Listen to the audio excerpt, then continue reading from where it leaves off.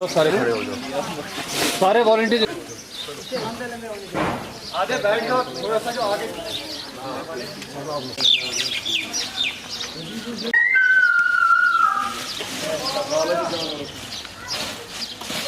जी, जो LCMA की तरफ से ये जो हमने मुहर्रम पे एक स्पेशल क्लीनिंग ड्राइव स्टार्ट किया है। यूजुअली तो एक साल से हम करते आ रहे हैं और लास्ट ईयर भी हमने इन 10 दिनों में यहाँ पे सफाई की। जो भी इंटीरियर ऑफ द डाल है, जो भी मोहल्ले हैं, वहाँ पे हम सफाई करते हैं। और अभी ये 20 से शुरू हुआ है, अभी चल रहे हैं। तो आज हम मोती मोहल्ला में हैं जहाँ पे हमने सफाई की। तो आपके मीडिया से बोलना चाहूँगी मैं लोगों को कि सिर्फ आज नहीं, हमेशा ही सफाई रखिए, अपने इर्द गिर्द सफाई रखिए और हम आपके साथ ताउन करेंगे।